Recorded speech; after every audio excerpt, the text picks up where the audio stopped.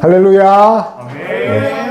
오늘은 이제 마태복음 이제 12장 1절에서 11절 말씀으로 우리가 맞이해야 할 예수님입니다. 그래서 이 말씀을 가지고 이제 한 주간 우리 종료주일을 맞이해서 잘 보냈으면 좋겠습니다. 서로 격려하면서 이런 인사했으면 좋겠습니다. 예수님과 한 주 동행합시다. 우리 인사했으면 좋겠습니다. 네. 그래서 이제 종료주일입니다. 이게 종려라고 다른 것이 아니라 이제 그 나무의 종류잖아요. 그래서 우리 오면서 우리 찬영이와 윤철이가 이제 종료주일을 모르니까 이제 같이 설명하면서 종려나무가 뭐냐 하면 이제 야자수 잎이란 말이에요. 우리 결혼식장 가면 그 화환에 맨 밑에 녹색으로 이렇게 된 이게 뾰족뾰족한 침요소 같은 거 있죠. 그게 야자수 잎이에요. 그걸 두고 이제 예루살렘에 입성하신 예수님을 환영하는 날.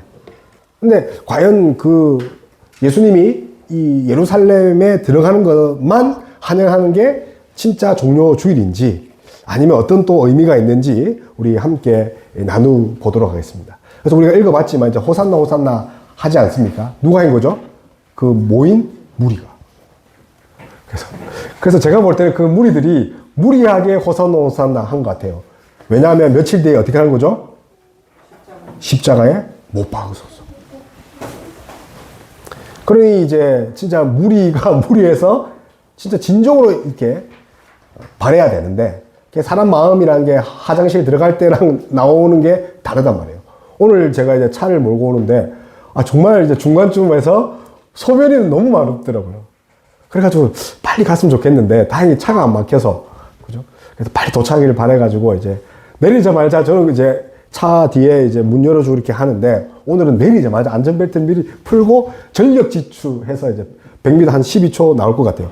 그래서 1층에 화장실 가가지고 하는데 이제 나오는데 생각이 완전 바뀐 거예요. 제가 언제 이게 소변이 매렵나 이런 생각을 할 정도로. 사람은 이제 순식간에 바뀌잖아요.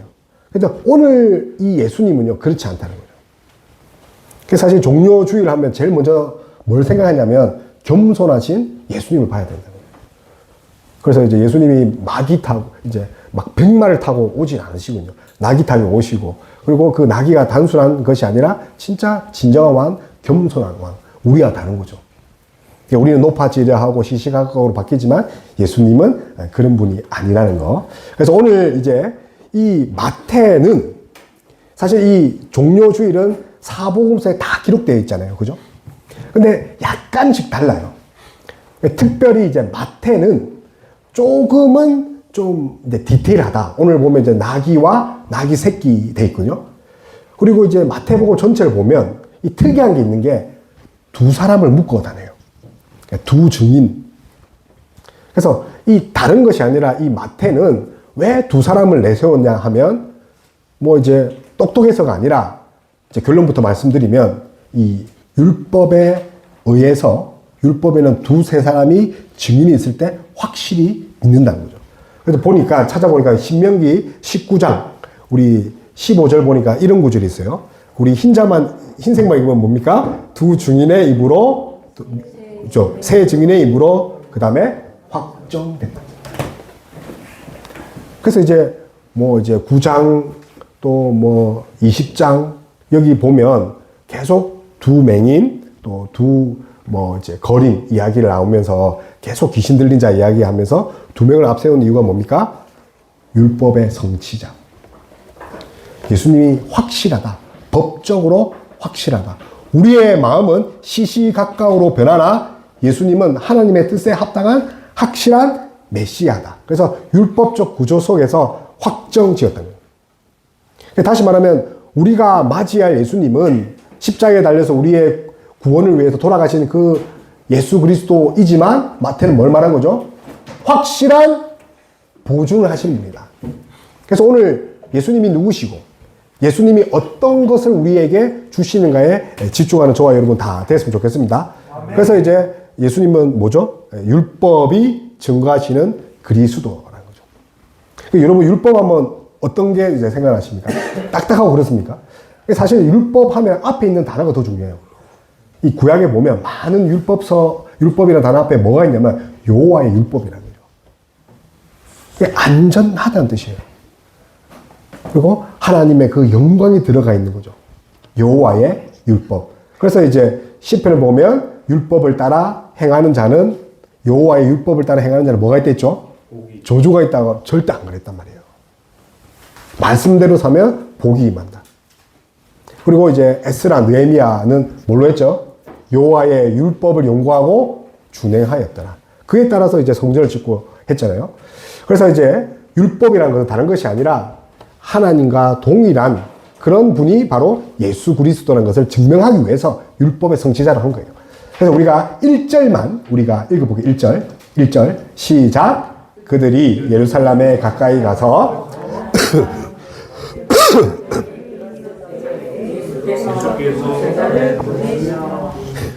아멘. 그래서 보니까 이제 7절 보니까 이제 두 사람 이야기를 했죠. 그래서 신명기 19장. 그래서 두세 증인. 그래서 당시 이제 사실 뭐 이게 모세 오경에 보면 그런 율법의 의미 중에 두세 사람이 이제 증인이 되는데 민수기 가면 뭐가 있냐면 두세 사람이 죽이고 살릴 그런 권한까지 있다는 거죠. 내가 안 했는데 여러분 두세 사람이 와서 했어. 내가 안 죽였는데 내가 안 훔치는데 근데 우기면 어떻게 되는 거죠? 죽였다 살렸다 하면서 그런 역할을 하는 거죠. 그래서 보니까 우리 마태복음에는 이제 그 두 증인을 마태가 이야기를 하는데 우리 흰색만 읽으면 뭡니까? 귀신 들린 자 둘. 그리고 이제 9장에는 뭐랍니까? 두 맹인. 그리고 20장에도 뭡니까? 그죠. 맹인 두 사람. 이렇게 해서 확실한 메시아가 예수님. 그러니까 유대인들은요, 이거 보고 나서 뭘 이제 알았겠습니까? 아, 예수님이 진짜 구약의 성취자다. 그렇게 법정으로 이렇게 했는데, 그래서 이제 마태는 뭘 이야기하고 싶냐? 율법의 성취자, 율법의 법정의 확정자 메시아가 어떤 분이냐를 말씀하기 위해서 지금 스가랴 이야기를 이렇게 들고 오죠. 스가랴. 그래서 보니까 우리 스가랴 9장 9절 말씀을 이제 마태가 인용합니다. 스가랴. 그래서 우리 읽어볼게요. 우리 흰 거만 읽어볼게요. 시작. 겸손하여서 나귀를 타시고 나니 나귀의 작은 것 곧 나귀의 새끼니라. 그러니까 스가랴 말씀 우리가 이제 사실 교동문 하면서 읽었잖아요. 그래서 이 첫 번째 우리가 함께 나눌 것은 앞에 있는 시온에 따라 이 구절이 아니라 뭐에 포커스를 함께 나누냐면 겸손하신 거죠. 그러니까 다시 말하면 율법의 성취자이신 분은 우리에게 군림하는 분이 아니라 어떤 분이라고요? 겸손의 왕이라는 거예요. 세상의 왕이 아니라 진짜 겸손의 왕이다. 근데 예수님을 그 복음서 보면 좀 약간 다르게 합니다. 왜 다르게 하냐면 이제 우리가 이제 축구 경기 보면 이 골 장면을 여러 카메라가 이렇게 돌려서 보잖아요. 더 생생하잖아요. 그래서 앞에서 찍고 위에서 찍고 드론이 찍고 하면서 그 골이 얼마나 진짜 중요한 골인지. 그래서 그 마태 같은 경우는 어떤 그 예수님이냐면 겸손한 왕이지만 어떤 분이에요? 그래서 유대인의 왕 다윗의 자손을 그렇죠. 누가복음은요. 누가복음은 이제 고난, 섬김의 그런 왕으로 오셨다. 약간 종의 개념입니다. 그리고 이제 마태, 마가 그렇게 고 누가는요. 그 다음에 인류의 구주. 그리고 요한복음은 이제 빛이신 예수님, 말씀이신 예수님. 예수님을 이렇게 네 가지 각도에서 이야기를 하면서 마태는 뭘부터 시작했냐면 정말 나귀 타고 오신 그런 분이다. 여러분 나귀 타보셨어요? 저도 이제 제주도 가서 나귀를 탔는데 그때 제가 엄청 무거웠거든요. 나귀가요 잘 안 가더라고요. 그래서 우리 집사람은 이제 다른 이제 나귀를 타고 그래서 갔는데 나귀를 타면 뒷모습이 어떨까요? 저는 이제 우리 집사람이 앞에 가서 갔는데 뭐 이렇게 뒤뚱뒤뚱 가더라고요. 이렇게 나귀를 타는 모습이 어때요? 말처럼 이렇게 막 멋지게 갑니까? 그렇지 않다는 거죠. 그래서 우스꽝스럽다는 거죠. 그러니까 본인의 그런 지위를 거의 깎아먹은 건데, 그럼 무슨 말입니까? 세상의 영적인, 왕적인 그런 세상의 권위가 아니라 예수님이 낮아지심으로 가셨다는 거죠. 그러면 이제 어떤 분들은 그런 말이죠. 왜 이렇게 낮아지시냐? 다른 것이 아니라 이것은 영적인 통치를 말합니다. 우리는 그런 것에 좀 알러지잖아요. 대우받고 싶고, 뭔가 자리에서 뭔가 능력을 발휘하고 권력을 쥐고 싶지만 예수님의 통치 방법은 뭐라고요? 낮아지는 것. 그것이 바로 영적인 통치, 바로 겸손에 있는 거죠. 그래서 예수님은 백마 대신에 나귀를 타시고 칼 대신에 십자가를 지신 진정한 우리의 영적 왕이심을 믿는 저와 여러분 다 되었으면 좋겠습니다. 아멘. 그래서 그런 분이 예수님입니다. 이것을 증거하기 위해서 계속 마태는 두 사람. 예수님 또 두세 사람이 모인 곳에 나와 함께 하겠다. 그러니까 율법을 인용해서 하신 분이 이제 예수님이죠. 그래서 두 나귀, 두 제자, 그래서 영적 통치. 그래서 여기서 더 나아갈 것은 이 통치란 개념이 여러분 어떻게 생각합니까? 뭔가 리더십, 뭔가 이끌고 가는 것. 물론 이제 맞지만 그런데 성경을 잘 이제 읽어보면 이 통치란 것이 우리가 생각하는 그런 그 거벌먼트, 그런 이제 정부의 다스림, 그게 아니란 거죠. 예수님을 통해서 진정한 영적 통치를 이제 배울 수 있는 게 뭐냐면 하나님께 완전히 순종하는 거죠. 그래서 우리는 예수님이 때로는 미울 때가 있단 말이에요. 왜냐면 좀 이게 2000년 전에 유대인들도 좀 와서 이 로마도 없애주시고 좀 정치적 해방을 해주시면 좋겠는데 십자가에 돌아가셨단 말이에요. 우리도 마찬가지예요. 좀 오셔가지고 재정적 문제도 해결해 주시고 건강의 문제도 해결해 주시고 우리의 자녀 문제도 해결했으면 좋겠는데 그렇게 아니하신다는 거죠. 그런데 그게 우리의 당면과제보다 더 위에 있는, 아니 비교 불가한 그것이 이제 영적 통치는 예수 그리스도의 전적인 순종으로 오는 거죠. 그래서 이제 죽으심까지. 근데 이걸 다른 말로 이 교리적인 표현으로 의의 통치라고 합니다. 그러니까 우리가 어렵게 됐잖아요. 다시 말하면 우리가 죽었다는 거예요. 예수 그리스도의 의를 우리 것 삼아 주셨는데 그러기 위해서는 우리의 죄 대신에 누가 돌아가셔야 됐죠? 예수님이 죽었다. 근데 그것을 내가 삼아 주셨다는 우리가 이미 죽고 새롭게 살아서 하나님의 통치를 받고 있는다는 거죠. 그러니 우리는 어떻게 살아야 됩니까? 의와 거룩함으로 살아야 됩니다. 그러니 이제 이 예수님의 이제 왕권은 우리가 생각하는 그런 강력한, 예를 들어서 미국이 지금 이란과 정쟁하는 것처럼 그런 게 아닙니다. 그런 세상 나라입니다. 그래서 세상의 도성과 하나님의 도성에 있는 사람들은 다른 거죠. 세상은 힘으로 하지만 우리는 이제 하나님의 백성은 뭘로 하는 거죠? 힘이 아니죠. 예, 약함이고. 근데 그게 어떻게 보면 비굴한 게 아니에요. 왜냐하면 예수님이 먼저 우리에게 모범을 보이셨으니까. 그래서 이제 이 영적 왕권, 영적 통치하면 이제 뭘 생각하냐면 능동적, 수동적. 저는 이 말을 사실 100% 수용하진 않지만 이제 많은 이제 주석책을 보니까 이런 이야기를 하는데 우리 한 번만 듣고 이런 게 있다고 한번 해봅시다. 우리가 능동적이라면 예수님이 십자가에 달린 게 능동적처럼 보이지만 실제로 그렇지 않죠. 능동적인 게 뭐냐면 율법을 성취한 것들. 율법의 의를 다 이루어서 우리 거 주신 거죠. 그러니까 예수님이 순종한 이유가 뭐라고요? 우리 주려고 순종했다는 거예요. 미리 다 이루셨다는 거죠. 근데 수동이 뭐라고요? 우리는 수동하면 뭔가 이제 수동적인 게 집어 그게 아니라 십자가의 죽음이죠. 목숨을 드린 걸 수동적이라고 합니다. 그래서 이것을 통해서 우리를 지금 통치하고 있다는 거죠.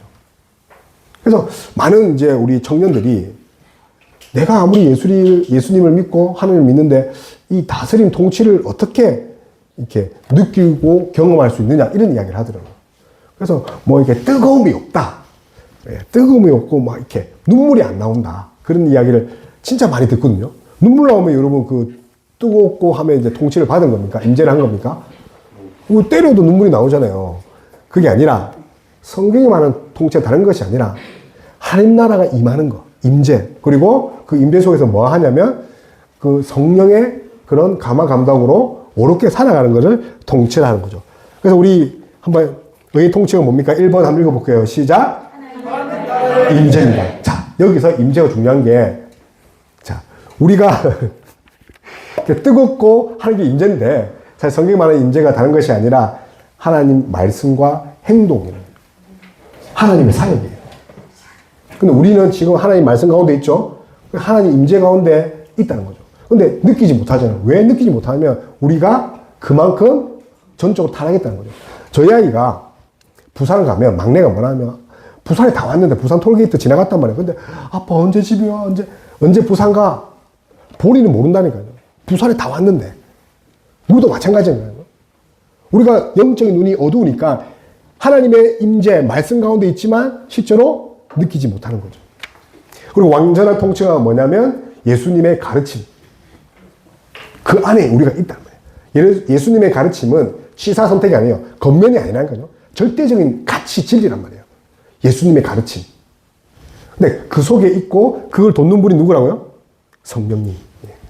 그래서 우리가 이제 한마디로 줄이면 영적 통치가 뭐냐면 복음이라는 거죠. 복음이 뭐냐면 예수님의 인격과 사역.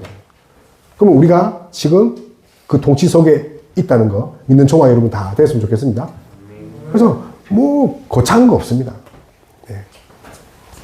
제가 이제 유튜브 보니까 라이브로 뭐 이상한 뭐 이게 치유 막 하는 그런 라이브를 하고 밤에 그러면서 뭐 하여튼 이상한 분들 많더라고요. 그게 우리 고신의 그런 거 물론 이제 그걸 제가 뭐 싫어하고 그러진 않습니다. 예. 저도 이제 새벽기도 가면 이제 정말 듣도 못한 방언도 하시고 예. 같은 방언하는 입장에서 제가 들을 때는 방언이 아닌 것 같기도 하지만 그런 게 성령 충만하고 임재가 아닙니다. 예. 예언하고 그런 게 아니라 결국은 하나님 말씀대로 사는 게 그게 통치 다스림이라는 거 믿는 저와 여러분 다 됐으면 좋겠습니다. 그래서 여호와의 율법을 준행하는 자는 뭐가 있다고요? 그렇죠. 하나님의 다스림은 100% 복인데 이게 안 먹히는 사람들도 있단 말이에요. 근데 그런 사람들이 어떤 사람은 음부에 거하는 사람이에요. 시편에 보니까 뭡니까? 사망 중에서 주를 기억하는 일이 없사오니 수월에서 주께 감사할 자 누구냐? 그래서 수월에서는요 하나님을 생각할 수 없어요. 수월은 아픈 곳이긴 하지만 아픈 곳에 떠나가지고 하나님을 생각하지 못하는 거예요. 지옥은. 그러니 감사함이 없다니까요. 그래서 우리가 복음을 전하거나 우리의 그 관계에 있는 분들이 말씀에 반응하지 않다면 영적으로 그분들이 생명 없이 죽었다는 거죠.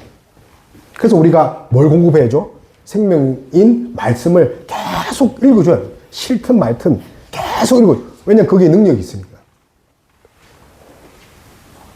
그래서 지옥의 체험이 죽고 나서 소원에 가는 것이 아니라 이 땅의 봉을 받아들이지 않는 자들 감사하지 않는다는 거죠.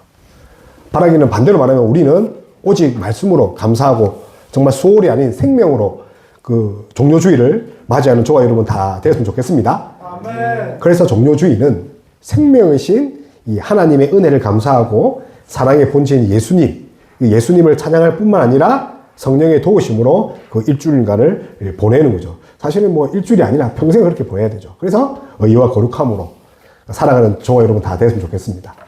두 번째로 우리가 한번 읽어봅시다. 우리가 나눌 것은 예수님은 십자가에서 침묵하신 그렇죠. 앞에는 저희가 이제 율법에 대해서 이야기했죠. 그래서 율법이 다른 것이 아니라 이제 하나님의 통치, 그죠? 겸손 이렇게 이런 이야기를 제가 했잖아요. 마태 속에서. 그런데 이제 마태는 이제 이 그리스도를 이제 침묵하시는. 통상 우리가 침묵하면 매 맞았을 때 예수님이 그 뭐 양털 깎으러 간 그 양이 침묵한 것 같이 그런 이야기를 하는데 마태는 그게 아니라 지금 어떤 침묵을 이야기하냐면 우리 한번 7절을 한번 읽어보고 7절. 7절 시작. 나귀와 나귀 새끼를 끌고 와서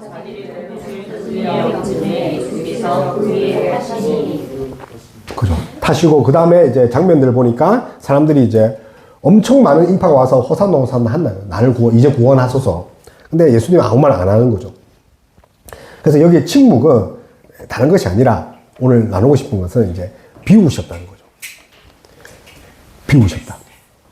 그러니까 이게 이제 불교하고 다르거든요. 그러니까 이게 우리가 유교나 불교 사상으로 비웠다고 해버리면 이게 큰일 나는 게 예수님이 신성을 버리셨다 이렇게 되거든요. 그러면 예수님은 뭐 쇼했다 쿡했다가 사람이 됐다가 신성이 됐다가 갈릴리 걸은 분이 사람이었고 오병이어 한 분은 신이었고 이렇게 되는 거죠. 그래서 비웠다는 게 다른 것이 아니라 예수님께서 뭘 했냐면 하나님 뜻에 순종해서 종의 모습, 인간의 모습을 입으셨다는 거죠. 그러니까 입으셨다는 표현을 해야 되는 거죠.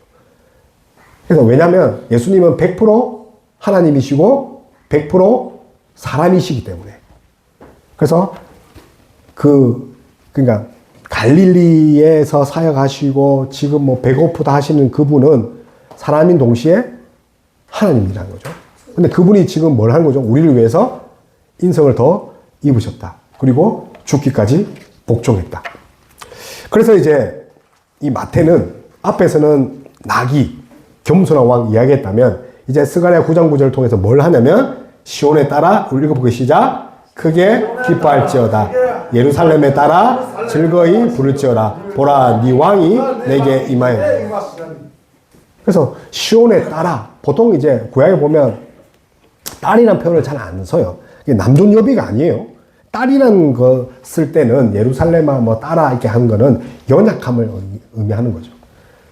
대부분 이제 포로 생활 있을 때 이제 딸이라는 표현을 딸이 연약하고 이렇게 하니까 그래서 이제 그 지금 시온에 따라 하면서 이렇게 지금 포로에서 해방될 거다. 그런 이야기를 이제 하는데 이제 예수님은 그냥 단순히 포로에서 해방된 것이 아니라 어떤 분이죠? 진정한 우리의 구원을 주실 분이죠. 그래서 이 구절을 어떤 이제 마태가 왜 인용했냐면 예수님 무엇을 가지고 오시는 분이냐. 우리가 이제 월급날 되면 항상 뭐 사가잖아요. 저는 월급날 아니라도 매일같이 이제 1일 1닭 했었거든요. 매일 한 마리씩 닭을 들고 가서 밤에 새벽 2시에 먹었는데 근데 예수님이 뭘 들고 오냐는 거죠. 뭘 들고 오냐. 뭘 들고 온 거죠? 구원을 들고 오시는 진정한 그 하나님입니다. 그래서 이 표현이, 스가랴만 이제 한 예언이 아니라 이제 이사야서도 이런 게 있거든요. 이사야 읽어볼게요. 시작. 여호와께서 땅끝까지 선포하시되 너희는 딸 시온에게 이르라. 보라 네 구원을 이르렀으니 보라 상급이 그에게 있고 보응이 그 앞에 있느니라. 그래서 스가랴는 겸손한 왕이다. 그분은 이제 겸손으로 우리에게 다가왔지만 이사야는 그분이 어떤 것을 가지고 왔죠? 구원을 가져오시고 또 교회의 회복과 보응까지 하시는 그런 분으로 이제 묘사하고 있죠. 그래서 약간 차이는 있지만 결국은 이 이사야와 스가랴의 그 선지자가 뭘 말하고 있냐면 예수님이 어떤 분인가. 끊임없이 선지자들은 예수님은 어떤 분인가.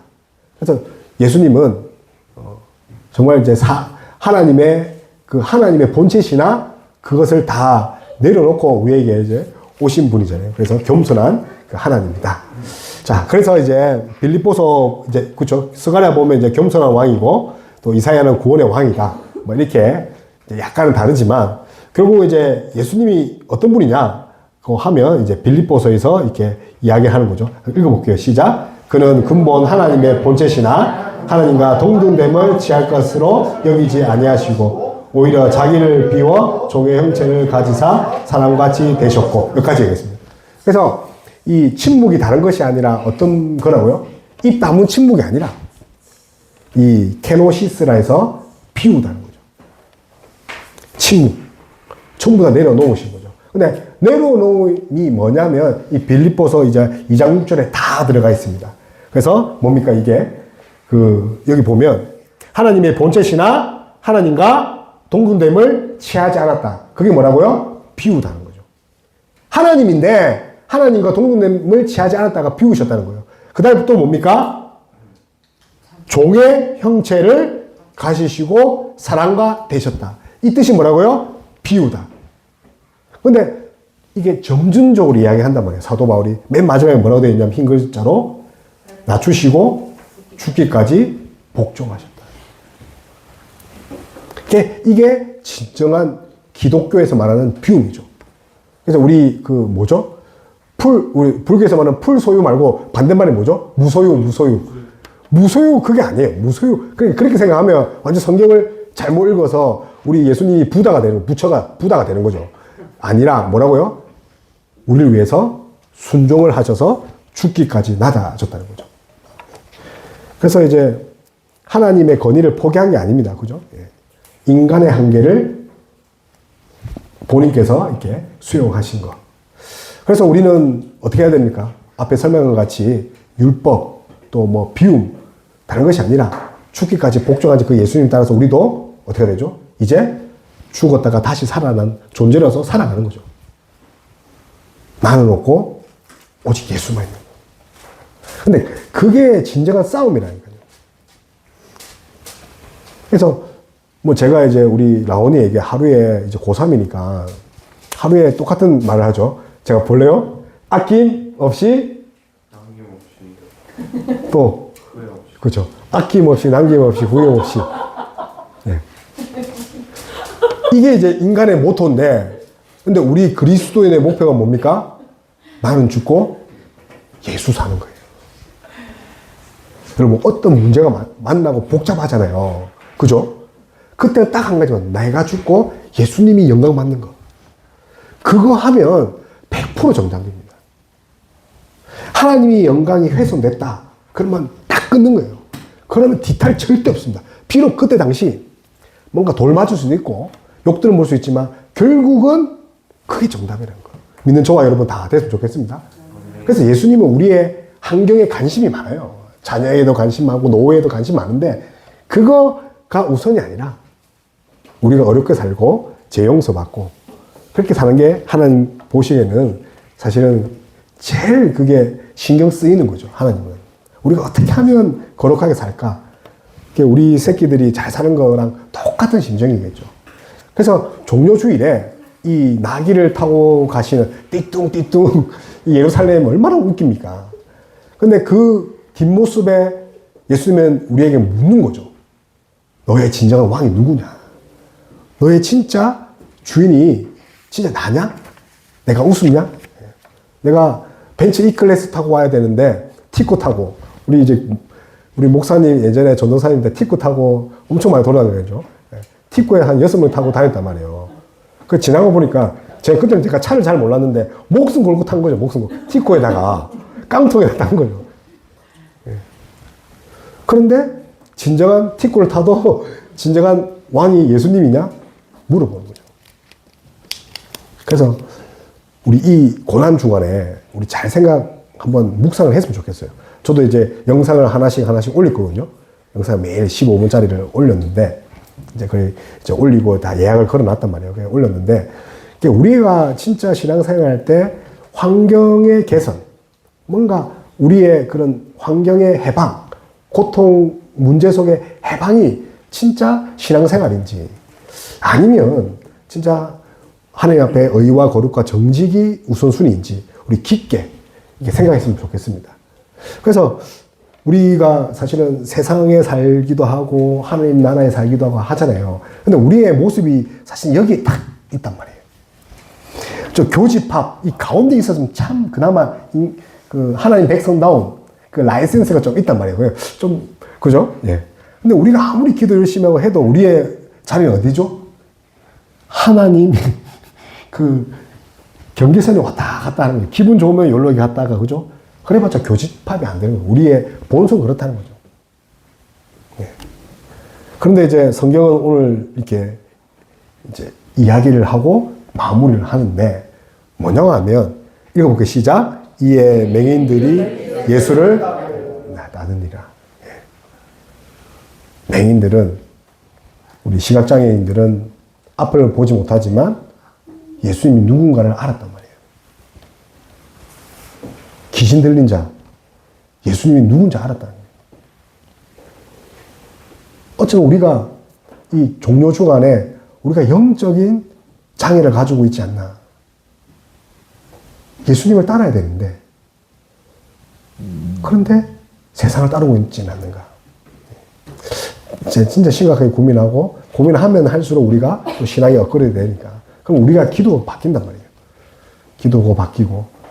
그런 조화 여러분 다 됐으면 좋겠습니다. 그래서 우리 이제 찬양했으면 좋겠습니다. 우리 이제 더 원합니다. 그죠? 예수 사랑합니다. 사랑한다는 게 사실은 이제 여러 가지 정의가 내리겠지만 이 자녀들에 대한 사랑을 생각하면 금방 떠오르죠. 그죠? 우리 이제 오전에 와서 이제 우리 이제 뭐 사모님하고 이야기하면서 아들이 장가가면 딸이 장가가면 울 사람들이 있다. 예. 그죠? 왜 울까요? 그렇죠. 왜냐면 그만큼 사랑하니까. 근데 우리의 마음, 자녀를 향한 우리의 마음이 아버지 하나님이 우리를 보시는 마음이라니까요. 우리가 음지에 거하고 있을 때 혼자서 정말 절망하고 있다 하나님 울고 계신다니까요. 하나님 가슴 치면서 울고 계신다니까요. 우리가 의와 거룩으로 살아야 되는데 제 가운데 살 때, 세상 소국에 살 때 예수님은 피눈물 흘리고 계신다니까요. 그래서 우리 시간 찬양하면서 예수님 사랑 이제 제대로 사랑하고 제대로 느낄 수 있는 우리가 될 수 있도록 우리 찬양하며 나가겠습니다.